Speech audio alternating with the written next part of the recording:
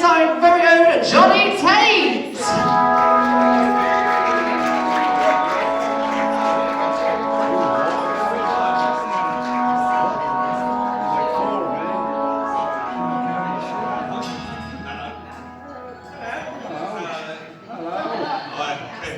Thanks, I'm on. Hello, everyone. Hello. Nice to see you. I've been here quite a lot of times, but I've never actually been here before. I've been in the big one before. But this seems nice. It's nice and cosy, isn't it? Yeah. Can I just do a question? Because I've worked around the Oddity Parks for years, and I've done the theatres with people like Joe Longford, and Freddie Starr and that. So some of you have probably seen me before. So can I ask the question? Hands up if you've seen me before. One bloke at the back. Whereabouts did you see me? Right here. Over there. See, nice to see you again. Good to see you. Good to see you. It's nice. So is everybody here for the first time? No? You've all been here before, yeah? Where have you all come from? Can I ask ladies, a few ladies over there, where are you ladies from? Manchester. You've come all the way from Manchester. And this must be good for you because we've got carpets, tables, chairs, electric light. Lovely to see you from Manchester. Really nice to see you. I am pleased to be here because I had a really bad week last week. Last week was the worst week of my life. On Monday last week, me and my wife, we went into the local branch of our bank and the masked robber come in. He had a mask and a handgun. And he went up to the cashier, went, "Give us the money." And the mask slipped down here and he pulled it back up like that. And he looked at this man, he said, "Did you see my face?" And the man said, "Yeah." And he went bang and he shot him. And he looked at this other man, he said, "Did you see my face?" And the man said, "Yeah." And he went bang and he shot him. And he looked at me. He said, "Did you see my face?" I said, "No, but my wife did."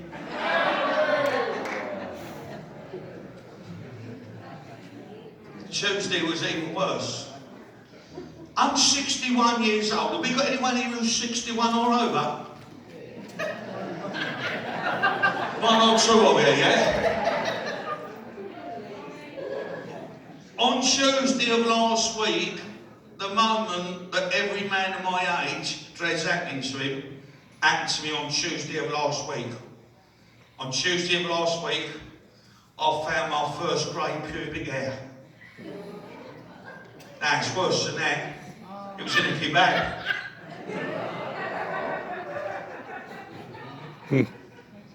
On Wednesday, it was my 40th wedding anniversary. I've been married for 40 years. And I forgot. I know. My wife went off annoyed. She said, "You don't deserve me."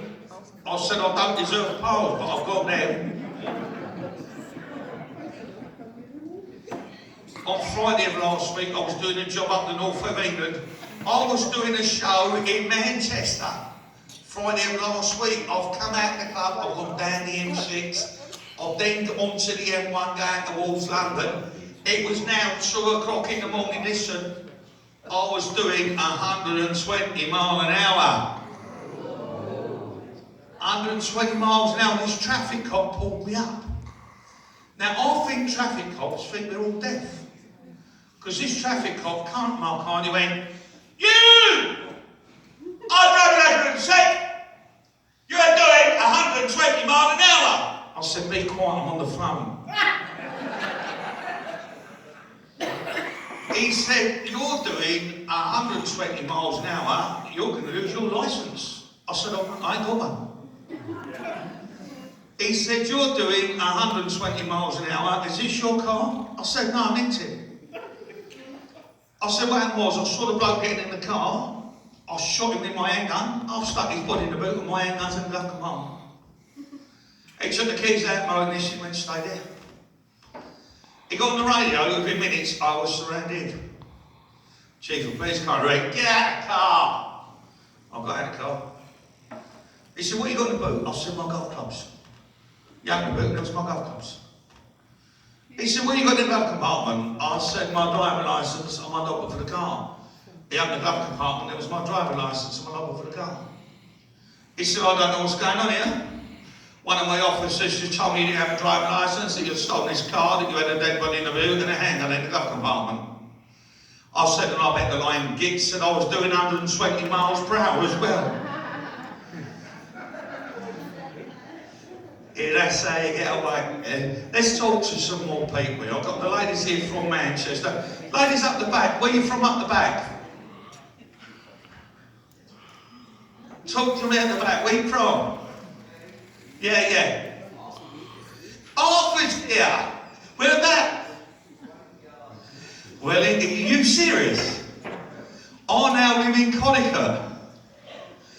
I now live 4 miles away from where those people live. I've done pantomime there at the Campus West, now known as the Hawthorne. When it's really posh when you go and see. That's where the girls get married before they're pregnant. Ever so posh. Nice to see you from Welling Garden. What about over here? Where are you from over here? Ladies over here, where are you from? Deal in Kent? No, Derham. Oh, Derham! Oh, I know Derham, High 6. Nice to see you. I know Derham. I did a show there at the Memorial Hall, big charity show. Got another one there on April the 25th. My mate's supposed to come see it. I know Derham very well. See, I'm not joking when I say I know these things. What about people behind me? Where are you from behind me? Where are you from behind me? Where are you from there? Bournemouth, I know Bournemouth, yeah, where you can get crabs for £1 for them. Lovely place, Bournemouth. Actually, the ladies from Bournemouth are very, very posh. They got 7 pairs of knickers. Monday, Tuesday, Wednesday, Thursday, Friday, Saturday and Sunday. Now, the ladies from Manchester ain't quite as posh. They got 5 pairs of knickers. Monday, Tuesday, Wednesday, Thursday, Friday. You don't wear them on a weekend in Manchester, do you, ladies? But the ladies from Derham, they're the poshest of the lot. They got 12 pairs of knickers. January, February, March, April, May. I actually originally come from a posh part of London called the Elephant and Castle. Oh man, up the back, where are you from? The Walworth Road, I know it very well. I lived in Camberwell for quite a while. Whereabouts in the Walworth Road?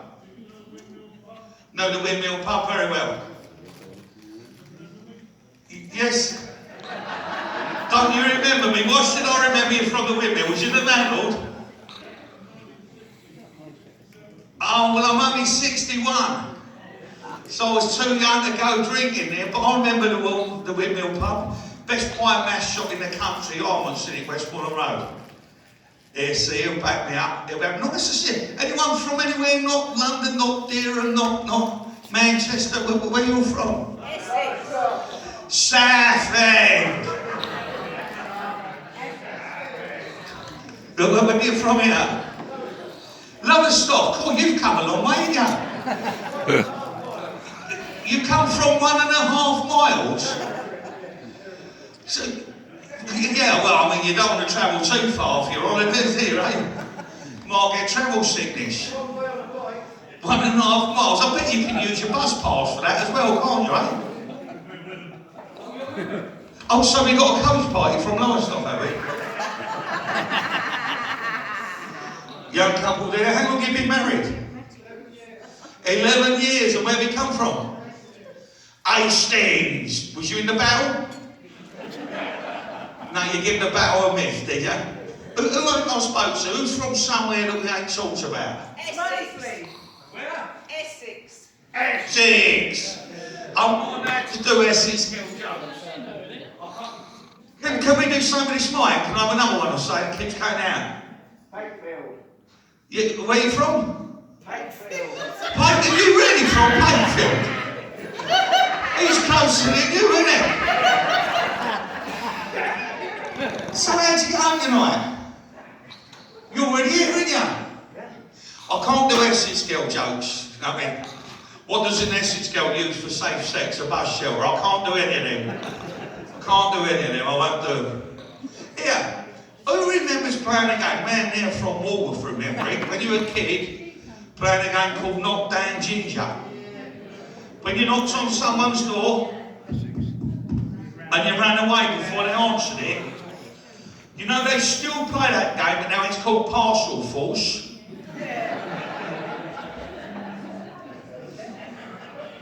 Yeah. Who remembers the days of the miniskirt? Yeah. Who used to wear one? Yeah. Who still does? Oh, I thought the man from Walworth was going to go, yeah. Now, here's a true story for you. True story, right?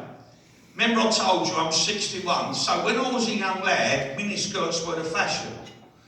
And we had this teacher who used to come to school with his little skirts up to here, all the boys fancied her. And one day she's got a bit of chalk. She's chalking on the board and she dropped it. She bent down to pick it up, and one of the boys went, da-da, da-da. She said, stand up the boy with a horn. I was on my chair, I was. It is a saucy one for you, saucy one. Saucy one for you. Teacher said, if you weren't covered in skin, what would you like to be covered in? First boy said, me miss. If I'm not covered in skin, I want to be covered in silver. Because if I'm covered in silver, I'm scraping a bit off and buy a BMW. Next one went, me miss. If I'm not covered in skin, I'll be covered in gold. Because if I'm covered in gold, I can scrape a bit off and I can buy a BMW and a Mercedes. My brother said, I want to be covered in pubic hair. Teacher said, pubic hair? He said, yeah. My sister's only got a little bit like that. And you should see all the cars parked outside our house.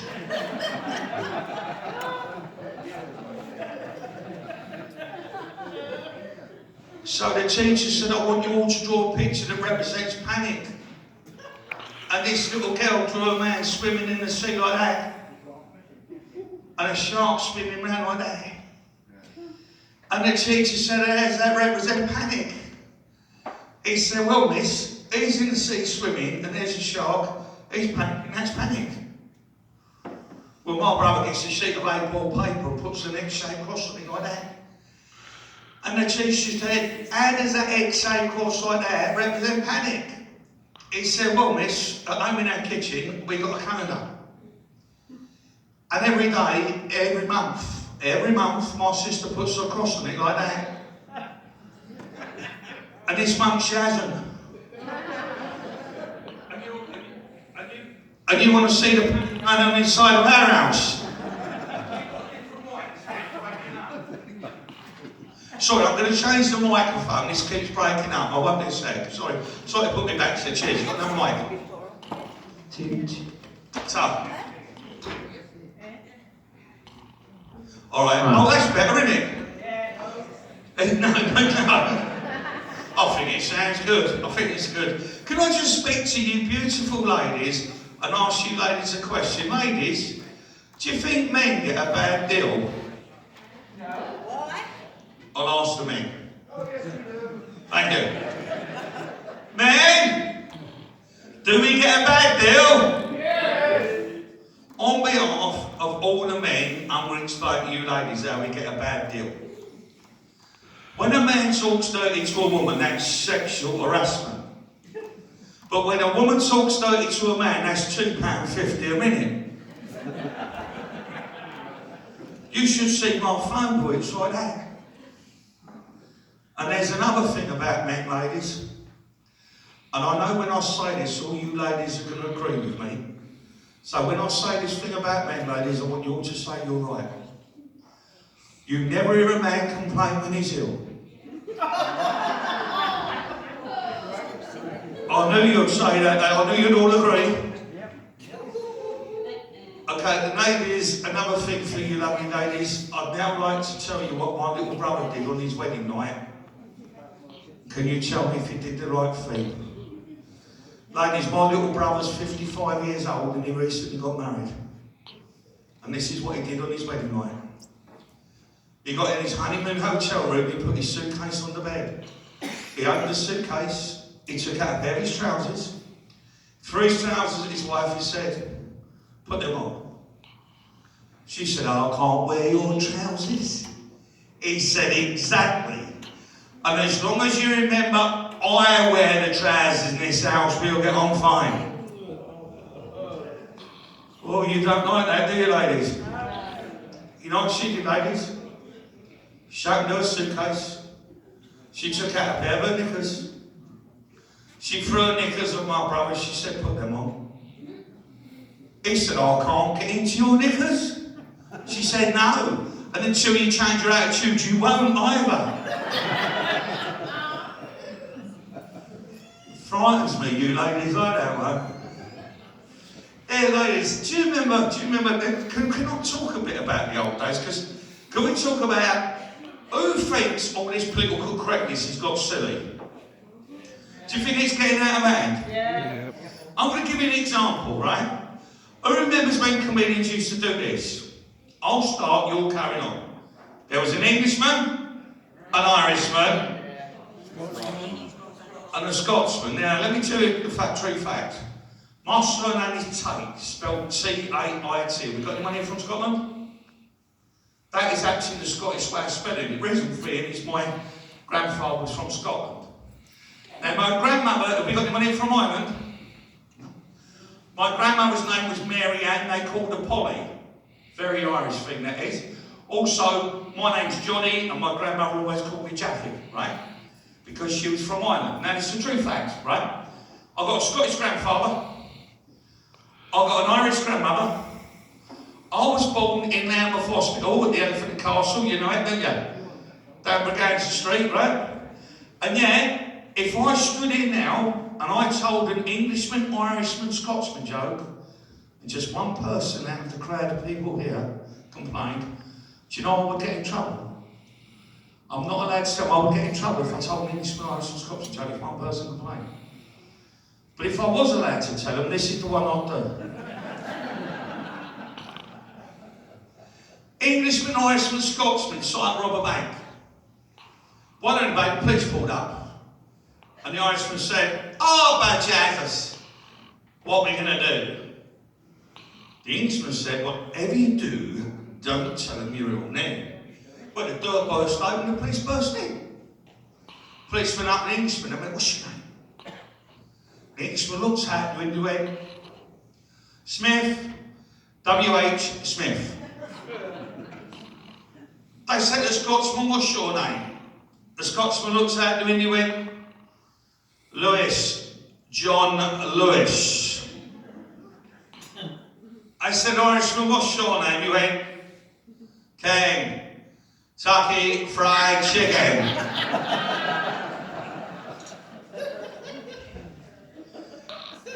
They all exchanged and they ran in the forest and they all went up a tree and the police come along with a sniffer dog like that. And the dog stopped at the first tree, went, a wolf, a wolf. And the Englishman up the tree went, ooh, ooh. I said, that's right, it's a bird.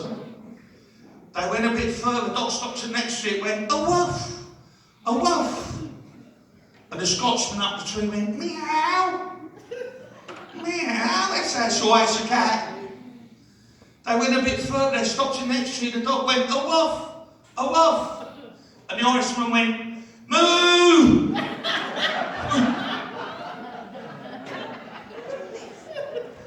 So I can't do that one, I can't do that one. Who's old enough to remember when they used to advertise cigarette smoking on the telly? No. What, do you remember that?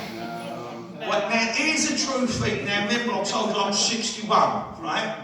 So if you're younger than 61, you won't remember this, right? Because I can only just remember it. But this is a true advert that was on telly when I was a young lad. A woman was laying on a chaise lounge. For the people from Durham, that's a settee, a chaise lounge. And she got this lit cigarette and she went, I've tried everything, but nothing satisfies me like a camel. Do you remember that? That was true.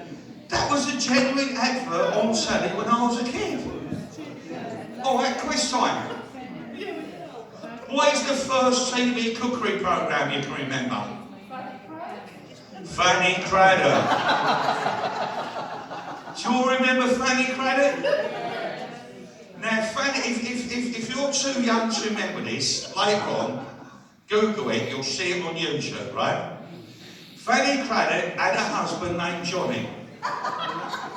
And Johnny was a bit of a bumbling fool, he was a bit of a drunk, wasn't he? He likes beer. But the one programme of Fanny Craddock, at the end of the programme, the credits were rolling. And you got the credits running, and Johnny did a voiceover, and Johnny said, "And it's a good night from us, and we hope all your donuts turn out like Fanny's."